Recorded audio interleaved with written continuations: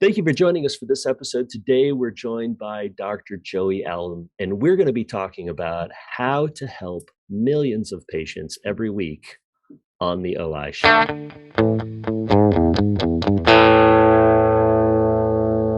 Thanks again for joining us for this episode. I'm stoked to be joined by Joey Allen. It's a pleasure to have you on the show. How are you doing, my man?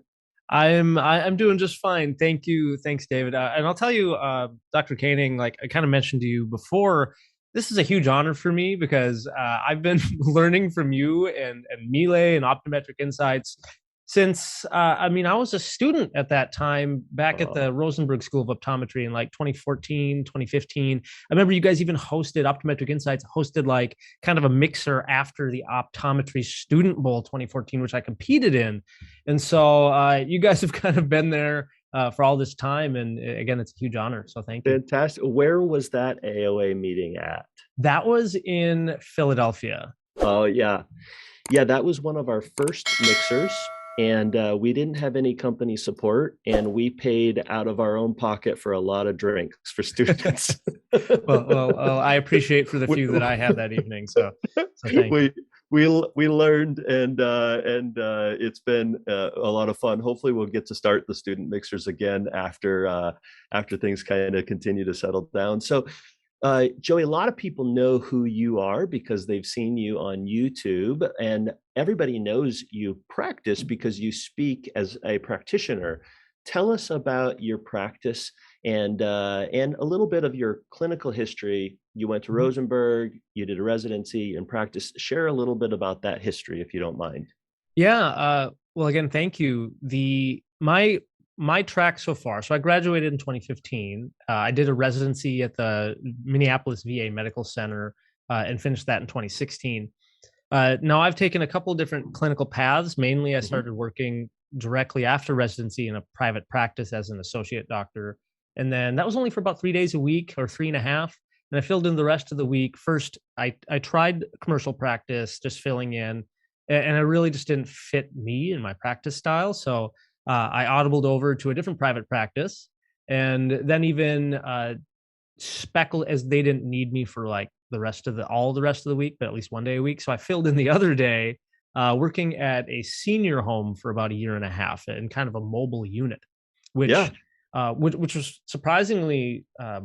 I learned a lot of cool lessons from that experience, mainly working with people with memory loss. I learned to respect all the people who work in senior centers Mm. because it was pretty, to be honest, depressing for me. But it also taught me as soon as I was done with work, I need to go for a run. I need to eat a salad. I need to take care of myself because it taught me just a lot of lessons about like, wow, how our lifestyles really do, our body does take a toll, and eventually later in life you may experience not the best Yeah. health because of how you treated yourself growing up or Mm. throughout your life. So uh, Yeah. I basically worked 5 to 6 days a week for about 4 to 5 years, um, and that was mainly through as associate in private practices. Yeah. And then Where about geographically were you oh, thank practicing? you. Minnesota is where I've been since. I grew up here in Minnesota, so what did my residency here, and then more or less kind of stayed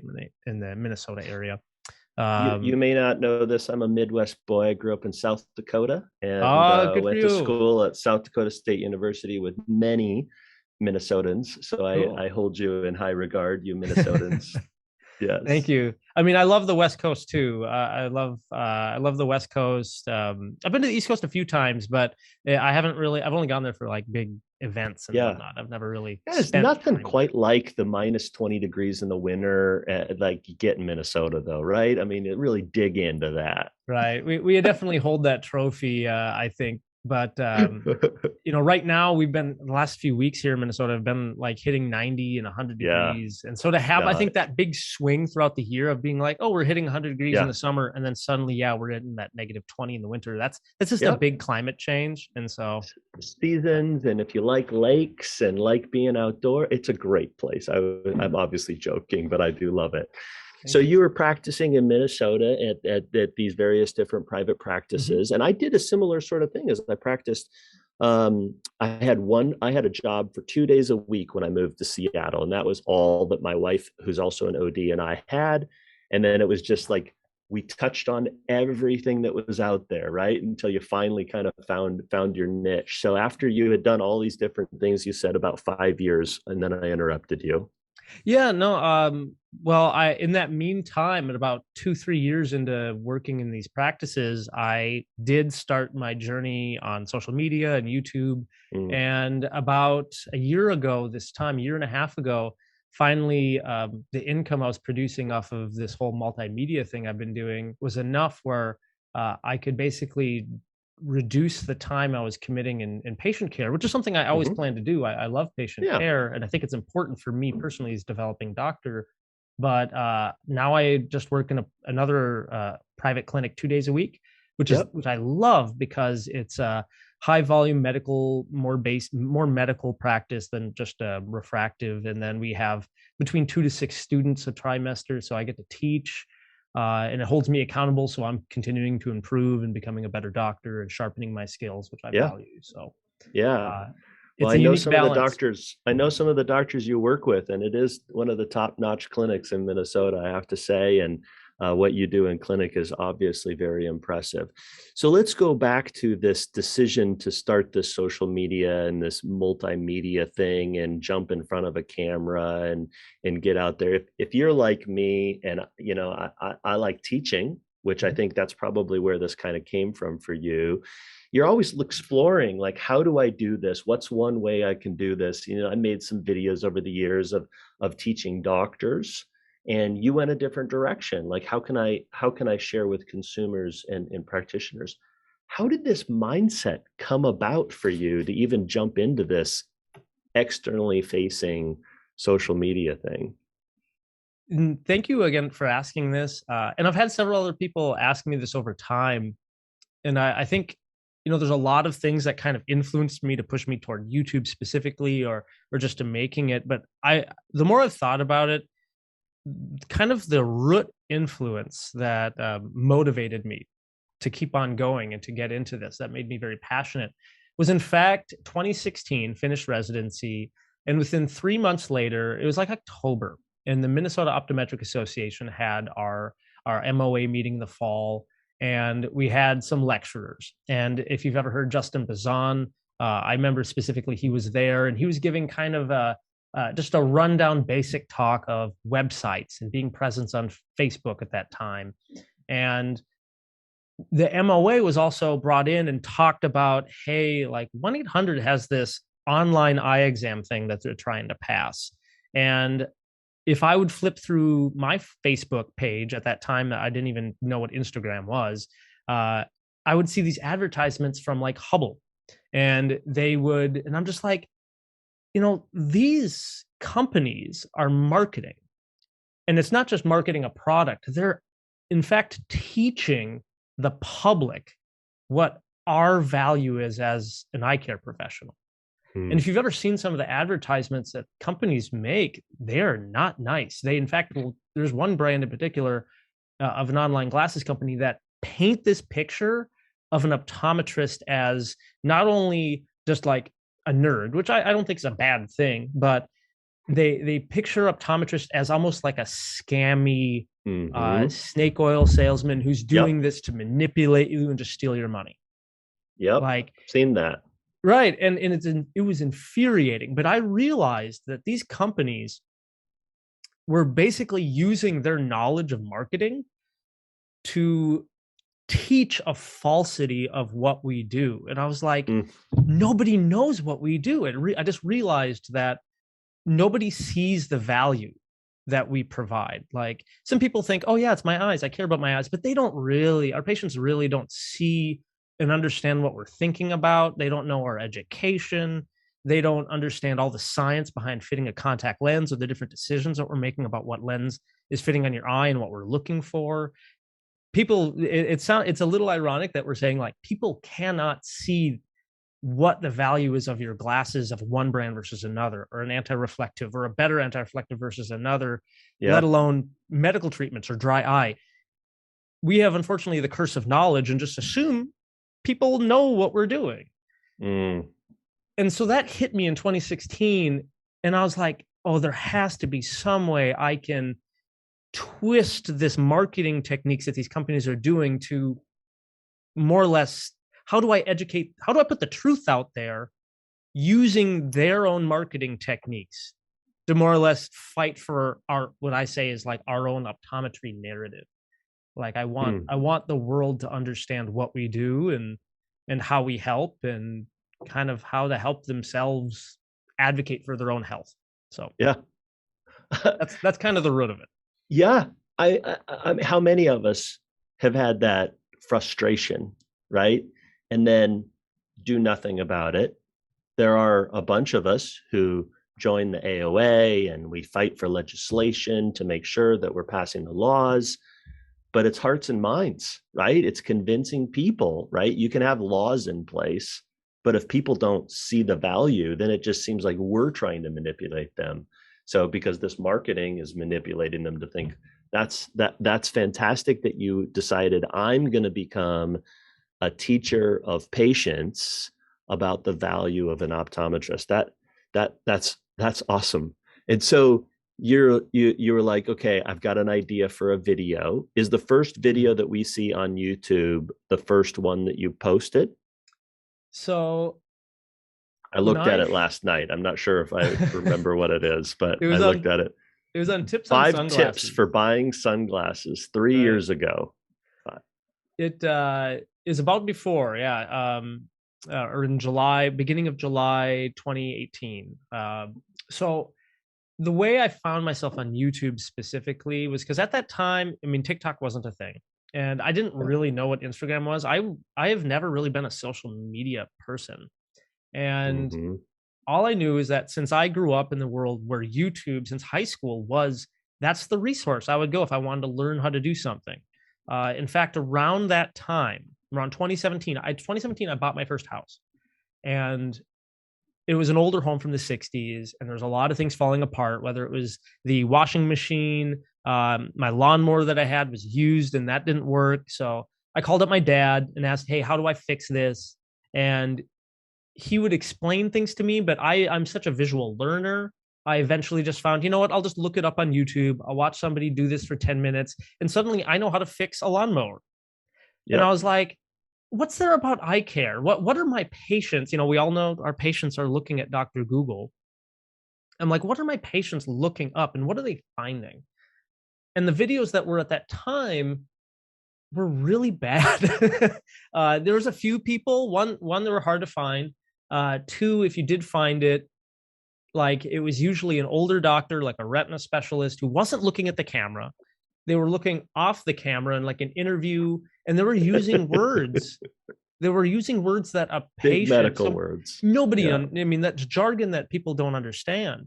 And I was like, this isn't helpful. This isn't enticing. It's not educate. Like I'm not even getting pulled into it to keep watching. I thought it very boring. So that was just something that stuck in my head. And at one point, I was laying on the couch late at night, and my wife at the time, we were watching a cooking show. It was a rerun of Elton Brown's show Good Eats, if you've ever seen that one. And I mean, I just loved cooking, but he would, if you've never seen that show, he would just be like, hey, why does milk boil faster than water? And then he would like break into like this Bill Nye science guy thing of looking at like a molecule. And then he would just explain the scientific molecule change of milk and why it boils faster. And I was like, I love this. I wish there was a TV show about eye care and glasses and lenses and contacts and dry eye. And I was just like, God, that'd be so cool. But I can't wait around for AOA or somebody else to do it. So if anyone's going to figure this out, it's going to be me. So I had that idea and talked about it for like 6 months to my colleagues. And they, you know, they kind of like, oh, yeah, that'd be cool. And I finally, you know what? I'm going to do this. And so as a more or less a New Year's resolution of January clicking into 2018, I was like, okay, I'm going to do this. And I didn't have any idea what to do. No idea about cameras or lighting or sound, editing, nothing. So I just started researching it and figuring it out. And it took about Probably six on months. YouTube, right? Probably Yeah, on yeah, YouTube. exactly there. A lot of it on YouTube. But it took Yeah. about 6 months before I had the confidence and the know-how of how do I set this up, how to record, how do I edit. And that first video, to come back full circle, that first video was on me just trying it out and talking about sunglasses, which is just something I love and collect and am passionate about. So, So you have a personality in your videos, that is a welcoming personality and an educating personality and a humble personality. And I don't know you all that well personally. We've met a couple of times, said hi, but is that is that just kind of who you are, and that's how you teach your own patients in the exam room, or have you developed this as a YouTube personality, which people have, right? They have their yeah. YouTube personality, their person. Is this just you? So it's definitely a part of me. Mm-hmm. If you're if one of my my therapist that I see, she loves something called internal family systems, which is just identifying different parts of you and parts of your personality. The the truth is, if you're going to make videos, if you're going to be on any social media, if you are really monotone, or if you're just not enthusiastic, people say that the camera will add 10 pounds, but the truth is, if it'll sap about 50% of your energy. Yeah. So in most of my videos, I'm very high energy, I'm excited. And part of that is that I'm trying to keep people's attention, Mm-hmm. right? I'm trying to encourage people, hey, this is cool stuff. This is important stuff. You need to be watching this. And that's also to keep people interested in watching. Yeah. So there is a little bit of almost a split personality I have almost developed, Mm-hmm. and I've gone through difficulties just keeping that energy.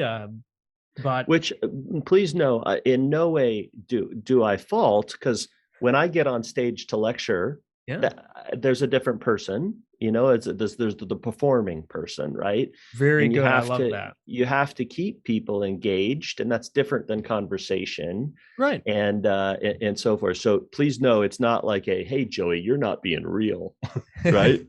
Right.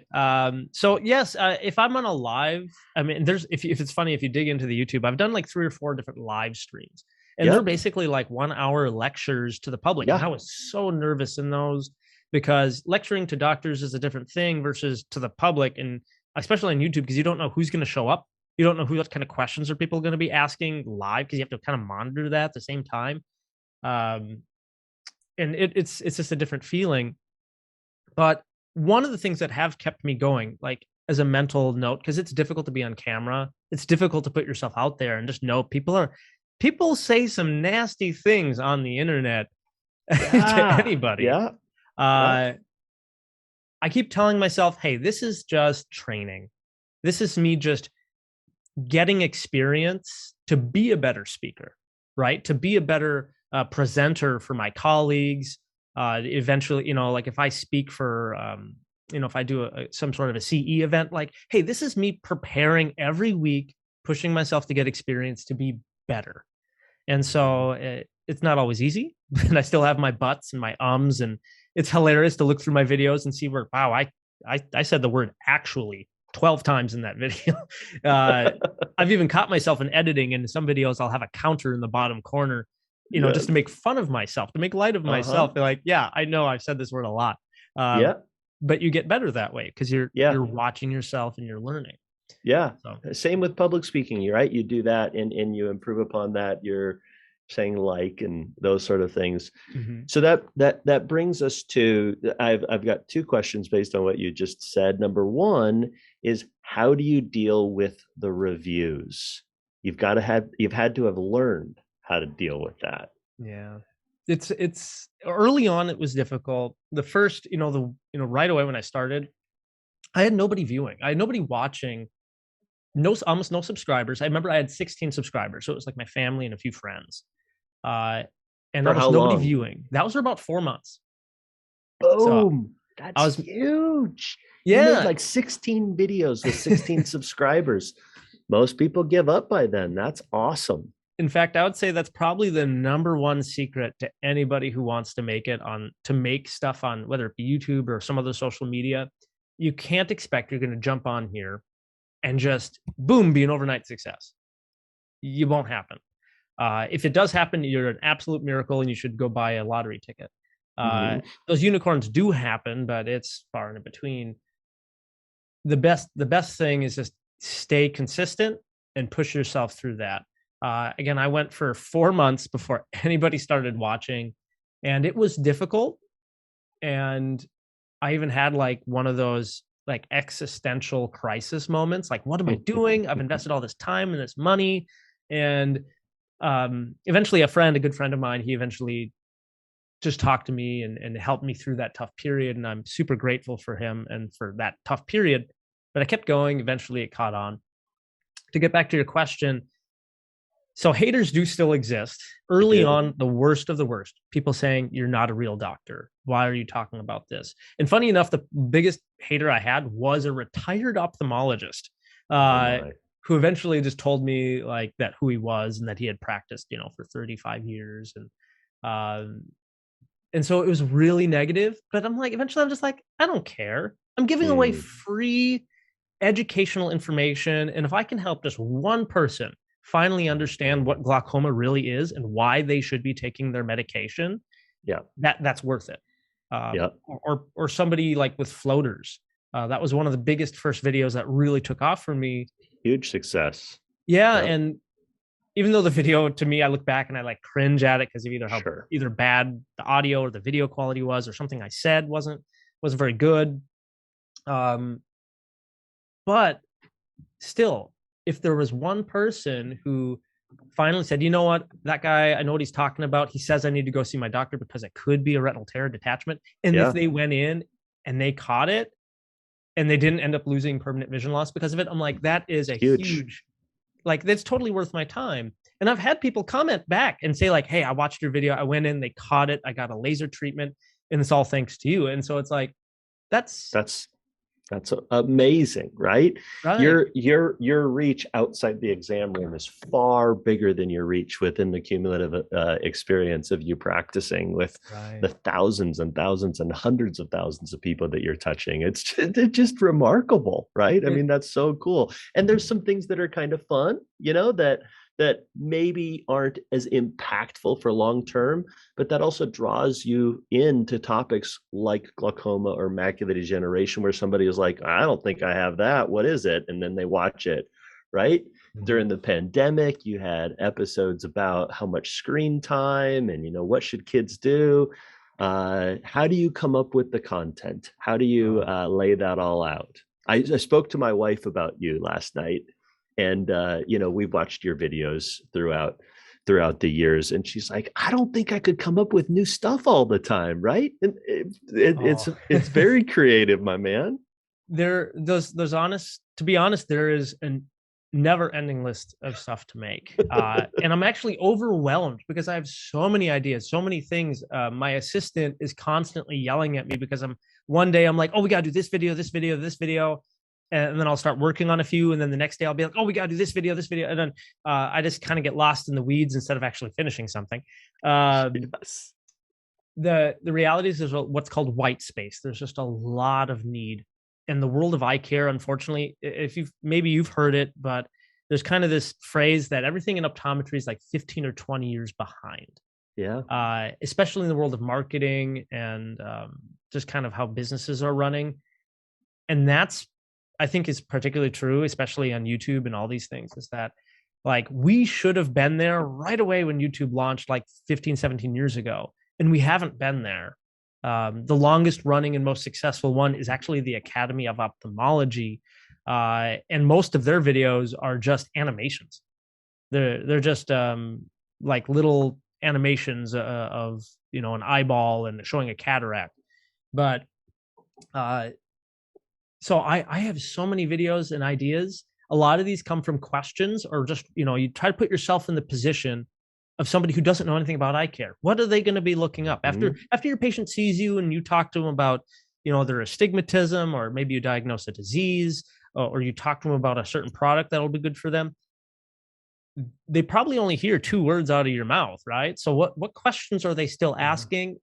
And they're going to be looking for that on Google, and as well as YouTube, because for people who don't know, Google is the number one search engine in the world, and Yeah. YouTube, owned by Google, is the second largest search engine. So a Hmm. lot of our content is based around just what are people looking for and how do we best answer that question in a bite-sized piece of information that also leads them to the next question or the next, like, through the process. So they end up finding our channel, but then they end up binge watching for an hour, and next thing you know, they feel like they know just about as much as you, or if not more, about a certain topic in eye care. Yeah. But all of it really falls down to me wanting to encourage people to see their eye doctor, to take care of themselves, to take their medications if their doctor's prescribing them, as well as just keep on going in to see their eye doctor. Yeah. What's the future look like, my man? What's next? How are you evolving? Right, over the last 3 years, you've evolved a lot. Yeah, thank you. How's the next 2 years look? Well, right now, I'm still in the clinic 2 days a week, and I plan to still be in the clinic. I don't think I'll ever stop seeing patients. The realm of YouTube, I've been pushing myself to try and get to 2 videos a week rather than just one. It's challenging just You because, have to surround yourself with tons of people to be able to help you with that. People don't know yeah, that when you create a 10-minute video, that's about 10 hours of editing or more, yeah, right? right. So, uh, Plus the shooting of that video. That 10-minute video took you and three the yeah, hours or four. the planning, the strategy behind, okay, what video we're going to do, who's this going to serve, like how do we serve them, how do we keep growing the channel. uh, the challenge is, like, right now, this last year I did bring on an editor because before that I did all of the editing. Wow. And now the challenge is like any other business. We run the channel like a business. I have an assistant, I have now an editor. We have to bring some level of income to run the business. Yeah. And the more income we're able to bring on, the more help I can bring on. Therefore, the more content I can produce, the more people I can help. So that's kind of the crux of it. And I think a lot of clinics run into that too, right? It's like you want to bring on more patients, you want to see more patients, you want to bring on new technology. Well, to do that, you need to make more money. And how are you going to do that? So that's the same thing like any other business. Mm. Uh, on Once we have this wiggle room and being more efficient making content, I do want to make more content for Instagram and even TikTok because those are big platforms where people are viewing. It's a different strategy, but I do want to make content for that. I'm now branching into not just educating the public, but I've been producing content, more doctor facing content, with BMC, Modern Optometry, iTube.net, and now working with them in a program called Young OD Connect to really kind of Hmm. help kind of a fast track success for newer graduates within 10 years of practice who really want to up their game and knowledge of medical optometry, all different subjects of treatment. And that's just something I see the fact that, hey, I want to help as many people as I can, and if I can help grow our profession of other younger doctors to be better doctors, they turn around and help more of their patients. Like, that's all in my same value proposition. So Yeah. it's a lot. Yeah. Yeah. That's really exciting. I don't want to take too much of your time, and this has been an incredible getting to know you. We might have to do this again sometime. Absolutely. Where This seems like a silly question, but where would you like people to find you? Right. Thank you. Well, first, for people who are listening to this, maybe haven't seen, and that's always very humbling, I'll say. I'll go to like a big meeting, and there's some people who recognize me right away, or students will come up and they'll want pictures. It's amazing how many people know of me now through the YouTube channel, again, under the name Dr. Eye Health. But then there's people in our industry who have no idea who I am. Hmm. And they've never seen the channel. And it's always humbling to remember that. Like, okay, not everybody's on YouTube. And that's so that's, I think, the easiest way people find me, Dr. Eye Health on YouTube. I go into the same name and handle on Instagram, and I have a few things on TikTok, but it has not been a big thing. uh, Yeah. LinkedIn, I usually am Dr. Joseph Allen OD, all that on LinkedIn. But thank you. Yeah. Yeah. Awesome. Well, I sure appreciate you hanging out with us and sharing your story. And this has been incredible, my man. Thank you. Yeah. This is fantastic. Again, always appreciate it, Dave. Do you prefer Dave or David? Yep. What Whatever are you your want to call Yep, me. whatever. I'm that way Everybody, too. Joey, Joseph, Joseph. Yeah. in the clinic I go by Joseph because it sounds older. Because otherwise you get, how it is when you're first young practicing. Yeah. If you go in and I say, "Hi, I'm Dr. Joey Allen," I sound like I'm 12. So uh, It's true.